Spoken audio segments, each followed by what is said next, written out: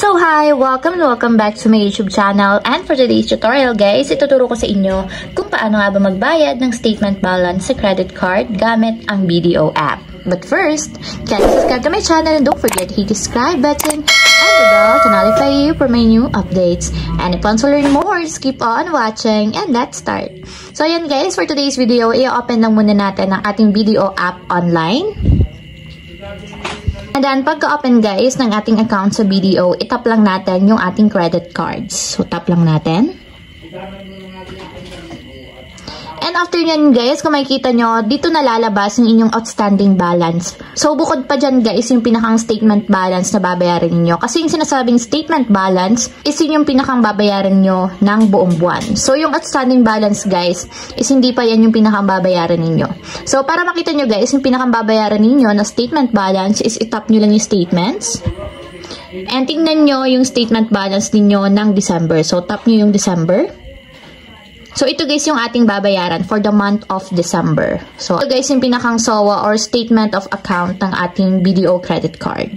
So, dito nyo makikita guys yung inyong pinakang statement balance or kabuuan ng inyong babayaran sa month ng December. So, ibalik lang natin. So, ayan. Balik tayo dito. And dito guys, hanapin nyo yung pay. Tap nyo yung pay. So, babayaran na natin yung pinakang statement balance ng December. So, dito guys, is pipilapan lang natin yung details, card number, subscriber account name, product type, and then yung amount, magkano ba yung babayad natin. So, lagay lang natin yung ating credit card number. And then, after nyo malagay yung credit card number, so, lagay nyo naman yung subscriber account name. And then, product type is nakalagay, kita nyo naman, meron na siyang fill up. And dito sa pinakambaba guys, is yung amount nung babayaran natin sa statement balance. So, scroll up lang natin. So, dito guys, pay from, pipili tayo kung saan natin kukunin yung funds para makapagbayad tayo sa credit card. So, tap natin yung pay from. So, dito din natin kukunin guys yung funds sa mismong BDO account natin. So, dapat meron tayong savings account or dapat may funds yung ating savings para dito tayo kukuha ng pambayad natin sa credit card. So, tap lang natin yung ating account sa BDO. So, ayan guys. Doon magagaling yung funds natin sa pinakang savings account sa BDO. So, double check nyo guys yung details. Make sure na tama yung credit card number na ilalagay ninyo. And then, yung amount guys, nakalagay naman dito. And then, after nyo ma-double check yung pinakang details, tap nyo na dito yung pay sa baba. And then, ito yung summary ng pinakang transaction guys. Ang total na mababawa sa ating savings account sa BDO is 3,260.40 since yun yung ibabayad natin sa ating credit card sa BDO din. So, ayan, nakalagay yung details, card number, subscriber account name, and then product type is Visa. So, tap na natin guys yung confirm para ma-confirm na yung ating payment.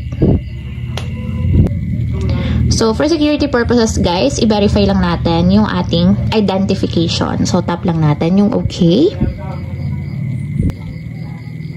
And wait natin guys hanggang sa ma-process.